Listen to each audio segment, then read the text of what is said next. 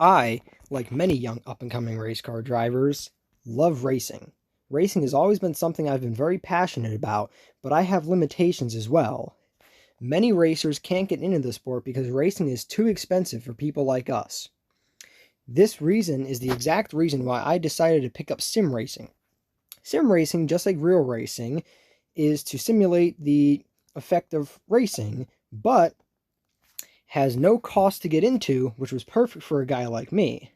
So I hooked up my simulator, and at the height of the 2000s, when sim leagues were starting to just pop up, I decided to try my hand.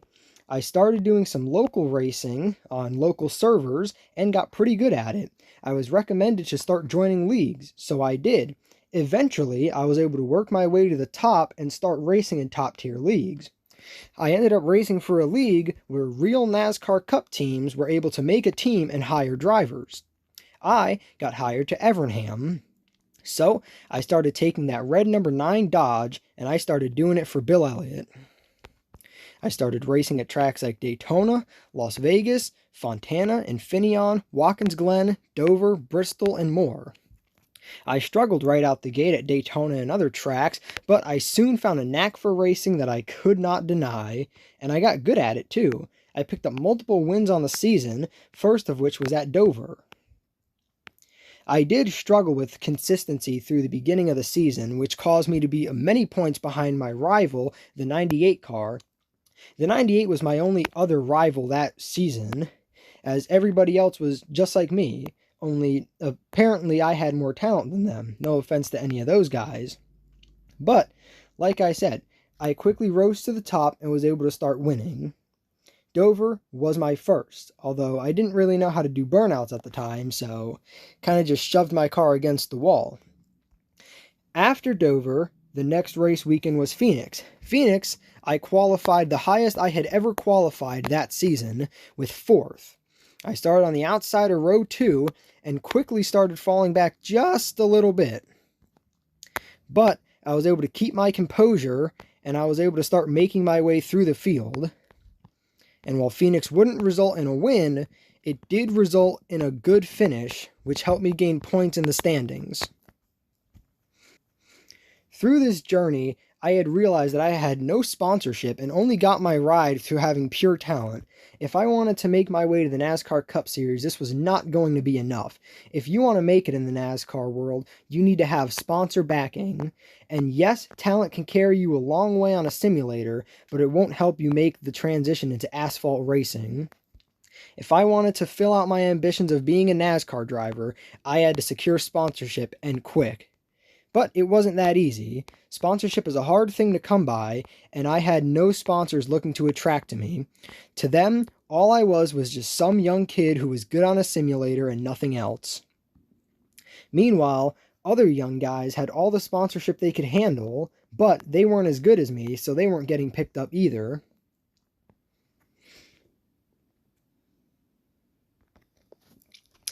After Phoenix, I had a struggle until Watkins Glen, where I started on the outside pole against my rival in the 98.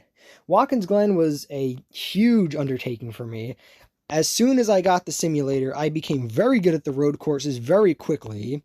I understood what it took to outbrake someone in an instant, and I got really good at it, which helped me secure the outside pole for this series. I even managed to stay side by side with him all the way through the S's to where he beat me out. Luckily behind us, a couple cars got into an incident, and that was able to really stretch us apart. But the 98 got the better of me for the first stretch, and it wasn't until the late stretch of the race where I was able to pull him in.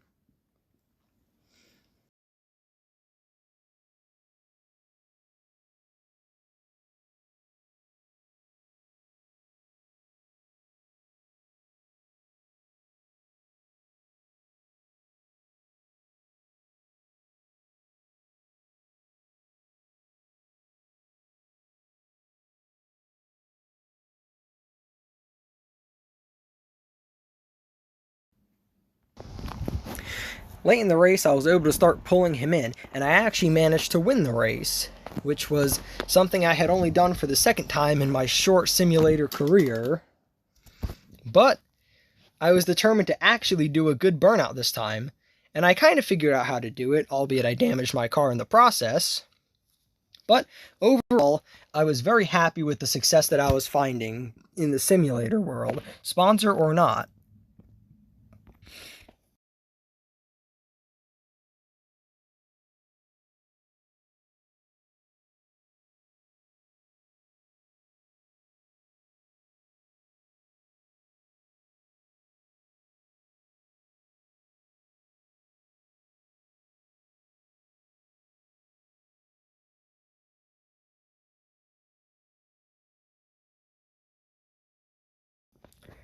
I struggled for a few more weeks after that win before finally lining up on the outside pole yet again for Las Vegas.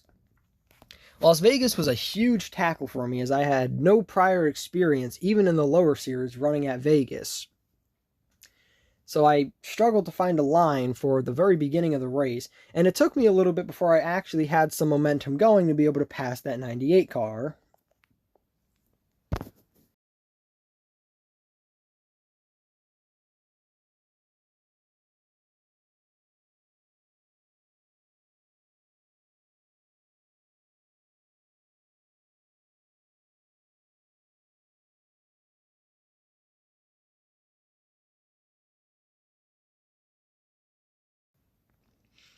Once I actually did find the line and the speed to be able to battle side by side with that 98, passing him was absolutely nothing as I was able to do that pretty quickly.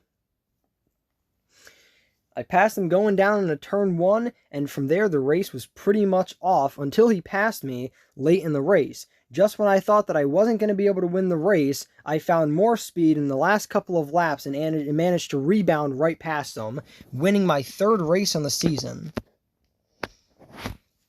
This time, though, I had learned everything I needed to, and I was able to perform a perfect burnout for the first time in my sim career.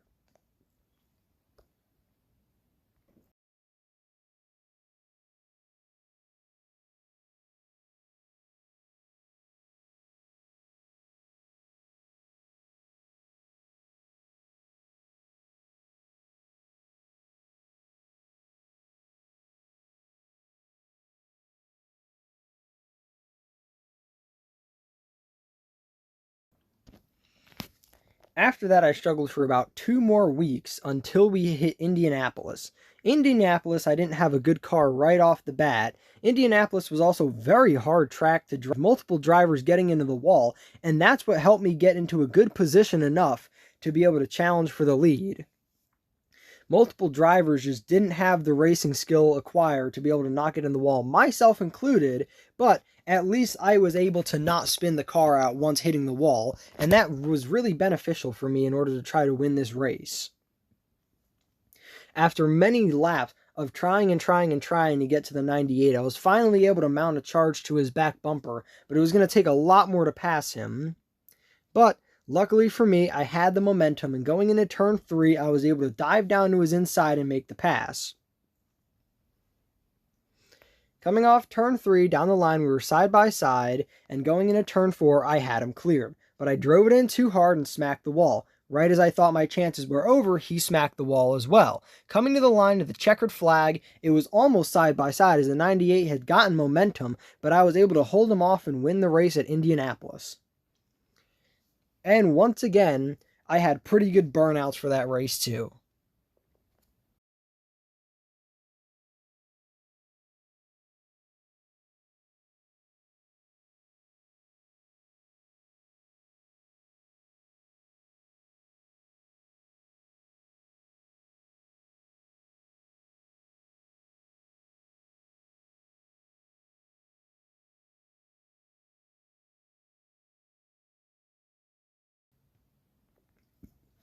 The very next week at Darlington, I was able to put on a clinic, leading from the very beginning and putting on a huge show.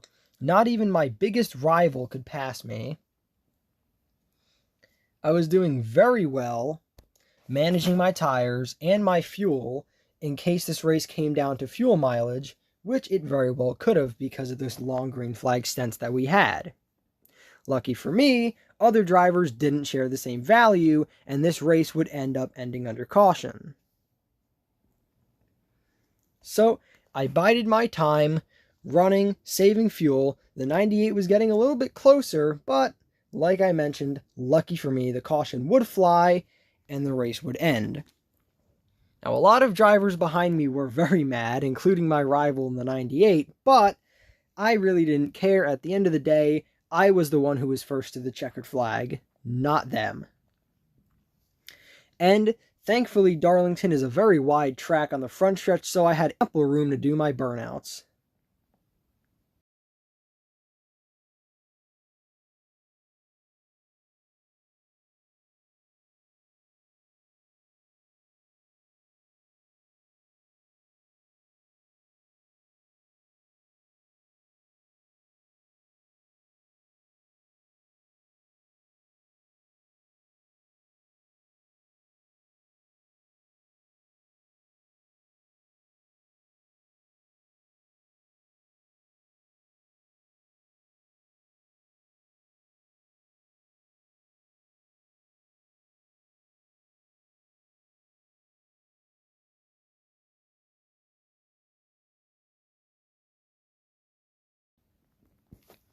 A few weeks later at Charlotte, once again I was having a very solid day, only the 98 was having a better one. We were going down the backstretch and a few cars landed themselves in the inside wall, but I was slowly mounting a charge on the 98. I had speed all season long, and it always seemed like the 98 was the obstacle that I always had to find myself passing. This championship was going to come down to me or the 98 car, and you best believe I would do anything in my power to make it me, like diving down on him in the inside of turn 3 at Charlotte to try to win the race. Coming up off turn 4, I was able to almost clear him, yet we got side by side and I was able to clear him down the front straightaway heading into turn 1. From there, the race was on. I had what I could not lose. I needed to keep gaining points on him if I wanted to go back and win this championship. And thankfully, other cars were holding him up. As he was on the outside lane and he could not mount a charge on that lane, other cars were able to try to pass him, but eventually he got around them due to having the better car, and I had to once again hold off the 98 if I wanted to win this race.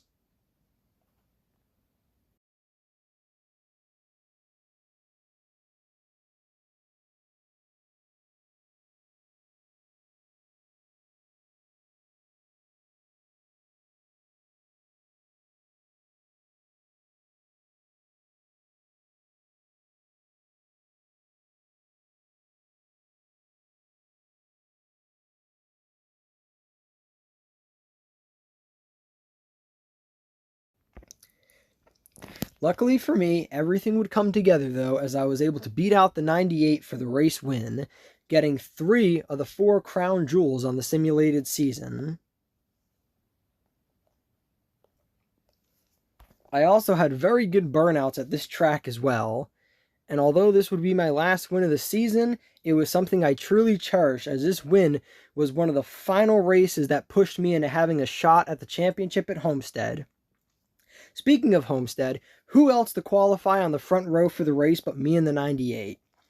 Homestead is a very flat track, so it was hard to make passes. If you wanted to pass someone, you would have to apply a certain set of racing knowledge that not many of the other drivers knew. Starting on the outside pole was pretty much a death sentence to me for winning the race. It just was not in the cards, as the 98 was bad fast that weekend, and I just was not able to catch him. Lucky for me, all I had to do was finish in the top 3, and the championship was mine. But I couldn't let anyone get around me. If I let someone get around me, chances were there would be someone behind them who wanted to get around me too. The more cars I let get around me, the more spots I fall back. But I had a very good car, and I was able to keep second for a long portion of the day.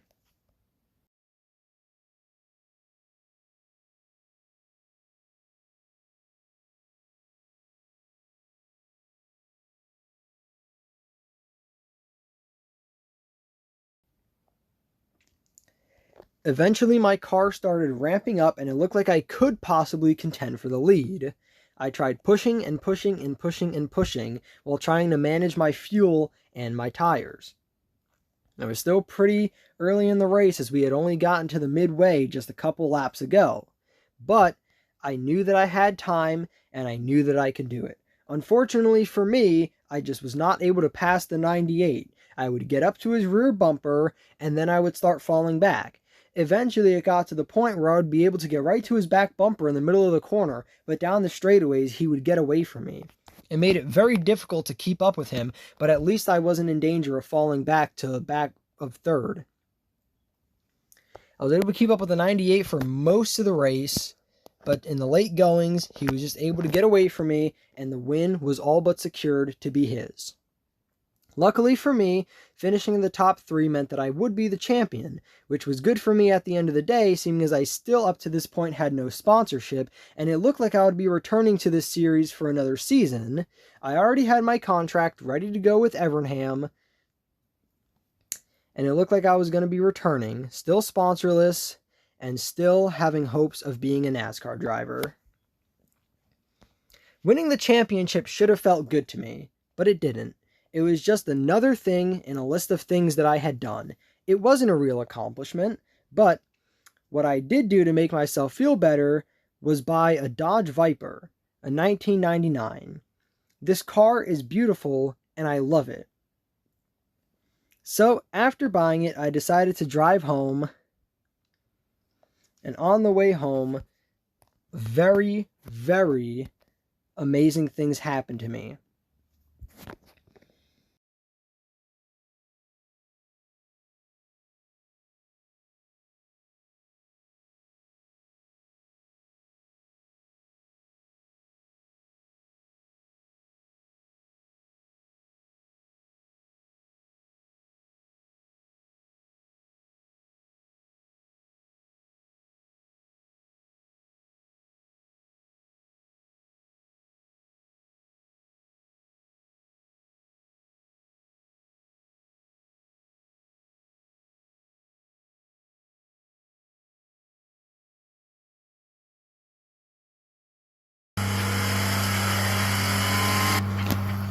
As I was driving down the street, I stopped at a red light, and another Dodge Viper pulled next to me. It was Ryan Newman, the NASCAR Cup star.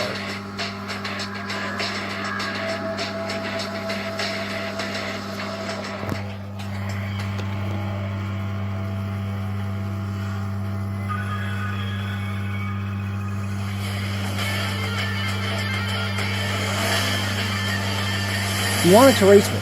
I can tell because he indicated that by pointing at the stoplight. As soon as it went green, we would go for all we had down the block and see who the winner was. We had equal cars, so it was going to come out to whoever was the better driver. I knew I had no shot at beating a Cup star like Ryan Newman, but I decided to give it the go-ahead anyway. The light went green, and we both got on the gas, flying down the street. I was able to clear Ryan Newman and keep the lead for the entire time. By the time we got to the end of the block, I was the leader, and I had won. Later that week, I got a call from Ryan Newman saying that he was impressed with my driving skills and asked if I ever thought about a racing career. I informed him I had, but had no funds to be able to do so, which is why I was doing simulation racing. He said he'd get me in contact with his agent and we can go from there.